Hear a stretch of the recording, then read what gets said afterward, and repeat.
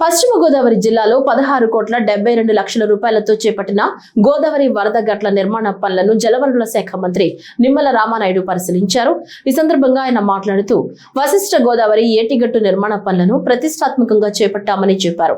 పనుల్లో ఎక్కడా లోపాలు లేకుండా నాణ్యతా ప్రమాణాలు పాటించాలని అధికారులను ఆదేశించినట్లు తెలిపారు. ఆ రోజు 14, 19 నేను మొదటిసారి ఎమ్మెల్యేగా ఉన్నప్పుడు 6 కోట్ల రూపాయల నిధులు తెచ్చి మన బొరుగుపల్లి దగ్గర గ్రోయిన్స్ నిర్మాణం చేశాం.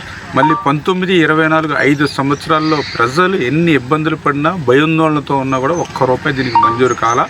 మళ్ళీ ఈరోజు కూటమి ప్రభుత్వం అధికారంలోకి వచ్చాక మరి నేను కూడా ఈరోజు ఇరిగేషన్ శాఖ మంత్రిగా ఉండడంతో మరి ఏటుగట్టుకు ఏదైతే 20 కిలోమీటర్ల రమారమి ఏదైతే బ్యాలెన్స్ అంటే గోదావరికి 36 లక్షల క్యూసిక్ల హైయెస్ట్ 1986లో ఏదైతే వచ్చిందో దానికి తగినటువంటి రీతిలో ఆ ఏటుగట్టుని పటిష్టపరచడానికి 18 కోట్ల రూపాయలు, అదేవిధంగా దీని మీద ఏదైతే గ్రావెల్ రోడ్డు కూడా నిర్మాణం చేయడానికి ఒక 4 కోట్ల రూపాయలు, భవిష్యత్తులో కూడా ఒక బీటీ రోడ్డు లాంటిది కూడా దీని మీద నిర్మాణం చేసి ఏటుగట్టు పటిష్టతతో పాటుగా ఈ యొక్క లంక గ్రామాలకు గోదావరి తీర ప్రాంతాలలో ఉన్నటువంటి గ్రామాలన్నిటికీ కూడా ఒక రహదారి సౌకర్యంగా ఏర్పాటు చేయాలనేటువంటి ఆలోచనతో ఎంతో శ్రమించి నిధుల సమస్య ఉంది, ఆర్థిక పరిస్థితి సహకరించకపోయినా కూడా క్షణం కూడా తీరిక లేకుండా పనిచేసి నిధులు తీసుకొచ్చి పనులు చేస్తూ ఉన్నాం. అయితే కొంతమంది ఇక్కడ అధికారుల అవగాహన లోపం, లేకపోతే అక్కడ ఏజెన్సీ ఎవరైతే వర్క్ ఉన్నారో వాళ్ళ మరి పనితీరులో కానీ 1-2 చోట్ల ఏదైతే ఇక్కడ ఈ పనులు నాణ్యతతో జరగాలి, లేని పక్షంలో సీరియస్గా చర్యలు ఉంటాయని చెప్పేసి కూడా ఇప్పుడే నేను అటు అధికారులని ఏజెన్సీని కూడా హెచ్చరించాం.